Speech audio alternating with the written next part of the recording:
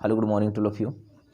तो आज है एक नई सुबह 1 जनवरी 2022, इसलिए इस नए साल की ढेर सारी शुभकामनाएं।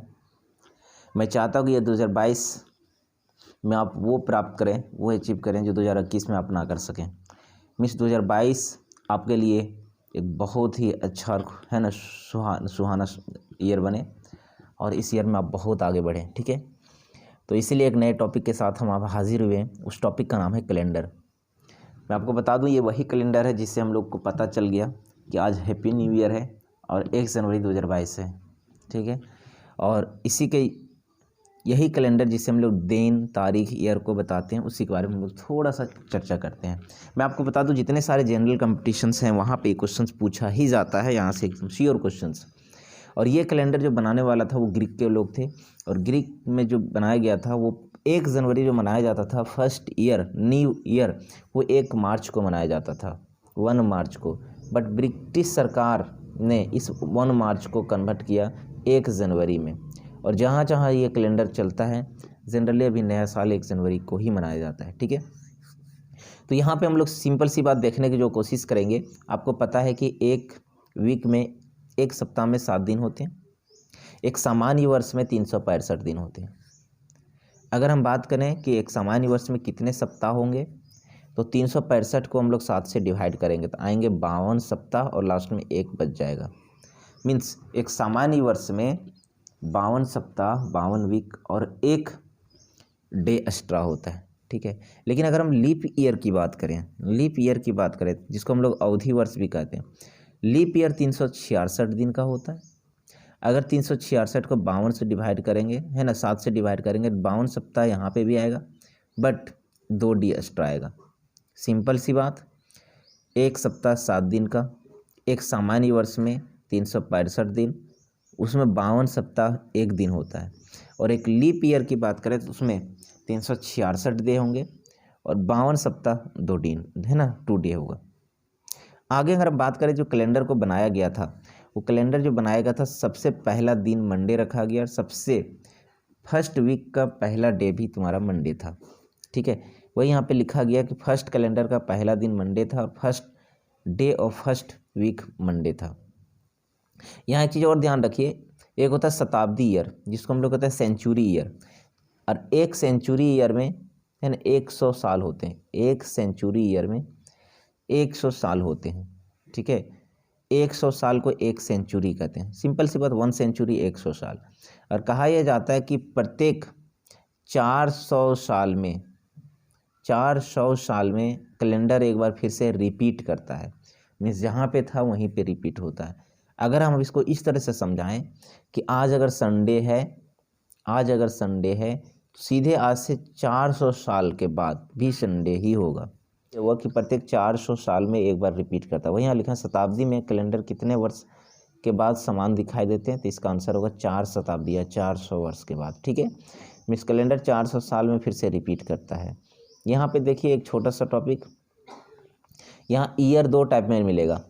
एक 1996, देखिए यहाँ पे दिया 1996, 1906, 1897, 1947, 2021। इसको हम लोग ऑर्डिनरी ईयर कहेंगे। ऑर्डिनरी ईयर कहने का मतलब ये हुआ कि इसको 4 से डिवाइड करेंगे तो 4 से पूर्ण रूप में नहीं कटेगा। लेकिन एक होता है लीप ईयर। कैसे पता चलेगा कि लीप ईयर क्या होता है? जैसे 1948, 2020, 2008, 1912, 1860, तो इसको हम लोग लीप ईयर कहते हैं।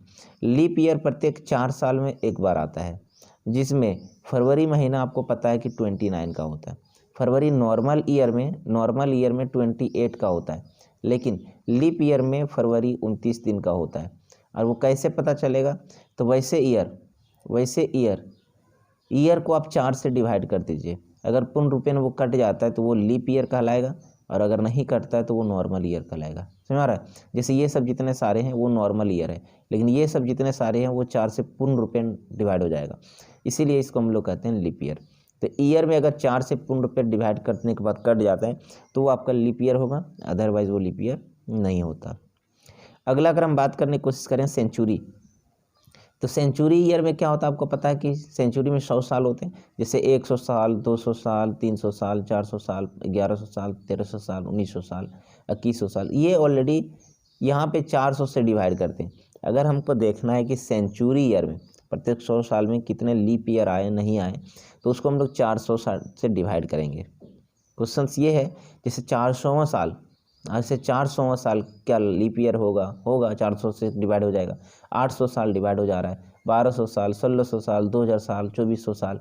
यहाँ देखो ये 400 से पूर्णतः डिवाइड हो जा रहा है, तो ये जो है लीप ईयर कहलाएगा। ठीक है, 400 साल, आज से 400 साल बाद वो लीप ईयर होगा, 800 साल बाद वो लीप ईयर होगा। ठीक है, इस तरह से हम लोग क्या कर सकते हैं, डिवाइड कर सकते हैं। देखिए 100, 200, 300, 400 से डिवाइड नहीं हो रहा, तो ये आपका नॉन लीप ईयर होगा, नॉन सेंचुरी ईयर होगा। इसको नॉन सेंचुरी ईयर कहते हैं, जबकि इसको हम लोग क्या कहेंगे, सेंचुरी ईयर कहते हैं। ठीक है, बट ये हमेशा ज़रूरी नहीं होता कि 4 से डिवाइड करने से ही हम लोग को पता चल जाता है कि कौन लीप ईयर है, कौन सा लीप ईयर नहीं है। जैसे यहाँ पे देखिए तो एक एग्जाम्पल दिया हुआ है, यहाँ एक एग्जाम्पल दिए हैं। ये ज़रूरी नहीं कि प्रत्येक 4 वर्ष के बाद लीप ईयर आएगा। जैसे एग्जाम्पल के तौर पर 1896, ये 1896 को 4 से डिवाइड करेंगे पूर्ण रूपेण कट जाएगा, इसलिए इसको लीप ईयर कहेंगे। लीप ईयर कहने का मतलब फरवरी महीना जो होगा 29 दिन होगा, इसमें 29 फरवरी आएगा इसमें। बट 1896 में 4 और जोड़ दीजिए तो आता 1900। 1900 को 4 से डिवाइड करिए तो पूरा नहीं डिवाइड होगा। जब पूरा डिवाइड नहीं होगा तो सिंपल सी बात, 400 यहाँ पे हुआ, लेकिन ये तुम्हारा क्या हुआ, एक लीप ईयर नहीं है। यहाँ पे जो लीप ईयर नहीं होगा फरवरी महीना। और अगर 1900 में फिर से 400 हम लोग क्या करते ऐड करते तो 1904 आता। देखिए 1904 पूरा कट गया, कहने का मतलब ये लीप ईयर है। मीन्स क्या होगा, 29 दिन का 1 फरवरी होगा। तो हम लोग यहाँ क्या देखें कि यहाँ पे सीधे एक लीप ईयर यहाँ पे और एक लीप ईयर इधर आया, बीच में जो 1900 ये लीप ईयर नहीं था, तो सीधे 8 साल के बाद यहाँ पे लीप ईयर आया। कहने का मतलब ये हुआ कि अगर किसी का बच्चा का जन्म 1896 में हुआ होगा और 29 फरवरी के दिन, तो सिंपल सी बात उसका हैप्पी बर्थडे 8 साल के बाद मनेगा, है ना। ये बात ध्यान रखना, 29 फरवरी तो 1904 में सीधे 1896 1904 में उसका हैप्पी बर्थडे मनेगा, समझ में आ रहा ना। तो ये कहना हमेशा कि 4 साल में ही लीप ईयर आता है, ये गलत बात है। ठीक है, अगर कोई बच्चा का 1896 में 29 फरवरी के दिन अगर बर्थडे हो तो हैप्पी बर्थडे उसका कितने साल में मनेगा, तो 8 साल में। ये बात थोड़ा ध्यान रखेंगे। ठीक है, तो ये क्या है, लीप ईयर है, बट ये नॉन लीप ईयर है, बट ये लीप ईयर सीधे 8 साल के बाद रिपीट किया। बहुत इंपॉर्टेंट क्वेश्चन, ध्यान रखेंगे। चलिए थोड़ा सा आगे बढ़ें। क्वेश्चन से आपको पूछेगा, जैसे मान लेते हैं यहाँ अभी हम लोग क्या देखने की कोशिश की, एक चीज़ और, कैलेंडर में आपको पता होना चाहिए कि हम लोग मान लेते हैं कि 25 दिसंबर 2021 के दिन सैटरडे है, तो सीधे 400 साल के बाद भी वो सैटरडे ही होगा। अभी हम बताएं कि कैलेंडर 400 है ना, 400 साल में रिपीट करता है, तो 25 दिसंबर 2021 के दिन सैटरडे है, तो 400 साल के बाद भी सैटरडे होगा। मीन्स 25 दिसंबर 2421 के दिन भी सैटरडे ही होगा, और 400 साल पहले भी वो सैटरडे ही होगा। यही यहाँ पे लिखें फिर से कि 400, देखिए 400 के पहले भी, मीन्स 25 दिसंबर 1621 को भी सैटरडे था।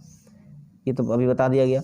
एक चीज़ ध्यान रखना, 100 साल में 29 का फरवरी मतलब लीप ईयर कितने बार आएगा, इस टाइप क्वेश्चन पूछा जाता है जनरल कंपटीशन में बहुत ज़्यादा। क्वेश्चन पूछेगा 100 साल में लीप ईयर है ना, 100 साल में कितने बार लीप ईयर आएगा, कितने बार लीप ईयर आएगा।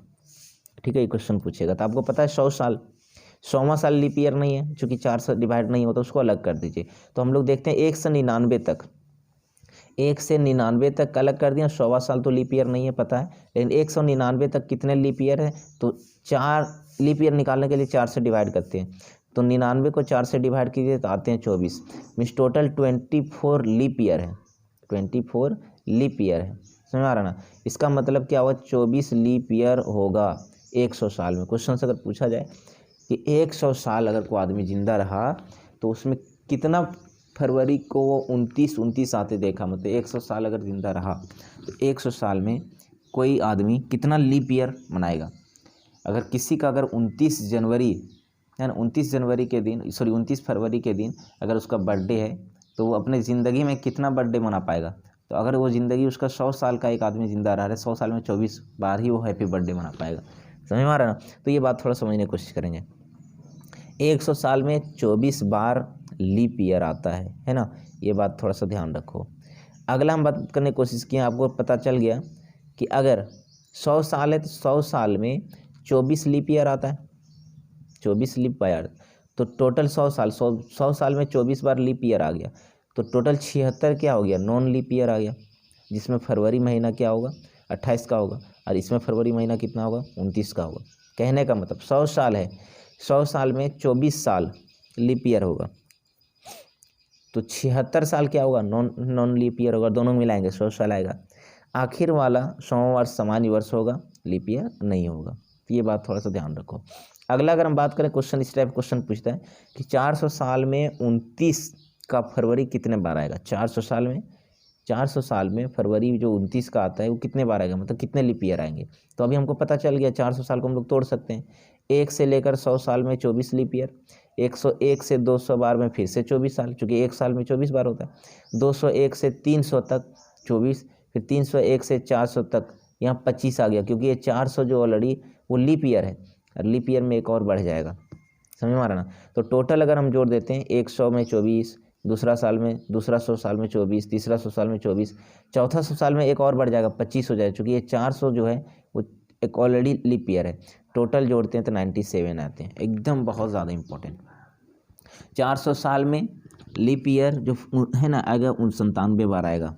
ये क्वेश्चंस ध्यान रखेंगे। इसी टाइप का क्वेश्चंस पूछेगा 100 साल में 29 दिनांक कितने बार आएंगे। 100 साल है तो 29 दिनांक कितनी बार आएंगी, है ना 100 साल में। तो आपको पता है कि एक सामान्य वर्ष में 11 बार 29 बार आ जाए, है ना। एक सामान्य वर्ष जो होता है वो 11 बार आएगा। एक लीप वर्ष में, एक अगर लीप वर्ष रहेगा,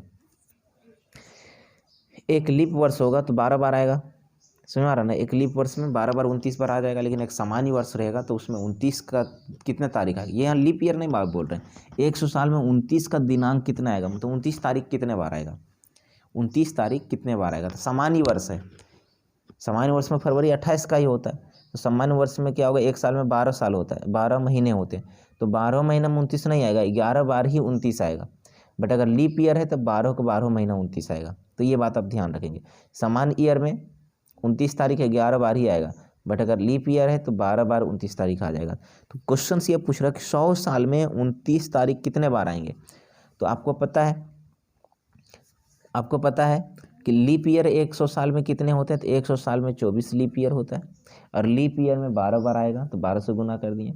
और नॉन लीप ईयर कितने होते हैं, तो 76 नॉन लीप ईयर होता है, नॉन सामान्य ईयर्स होते हैं, और उसमें क्या होता है 11 बार तुम्हारा क्या आएगा 29 का तारीख आएगा। दोनों को अगर गुना करते हैं 24 गुना 12 288, और 76 गुना 11 836, टोटल आते हैं 1124। ठीक है, तो 1124 बार आएगा 100 साल में 29 तारीख का महीना।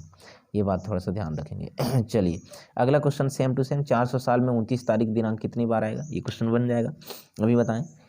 अभी बताएं कि 1124 बार आता है, तो 400 साल में बोल रहा है। 400 साल मतलब 100 साल में 1124, 200 साल में 1124, 300 साल में 1124, 400 साल में 1125। क्यों, क्योंकि 400 साल ऑलरेडी लीप ईयर में है। ठीक है, टोटल को अगर हम लोग एग्रीगेट करते हैं तो टोटल आते हैं 4497 बार। ठीक है, हमने क्या सीखा यहाँ पे देख लीजिए कि हमने क्या सीखा कि 29 फरवरी या लीप ईयर 100 साल में 24 बार आएगा, बट 400 साल में 97 आएगा।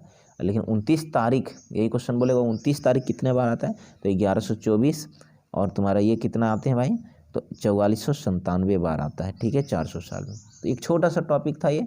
ठीक है, अगर आपको समझ में आ गया तो कमेंट सेक्शन में ज़रूर कमेंट करेंगे। एक छोटा सा होमवर्क दे रहे हैं आपको। क्वेश्चन अगर बोलें कि 200 साल में आपको बताना है कि कितने लीप ईयर आएंगे, 200 साल में कितने लीप ईयर आएंगे। चलिए बाकी मिलते हैं नेक्स्ट क्लास में नए वीडियो के साथ। Thank you very much.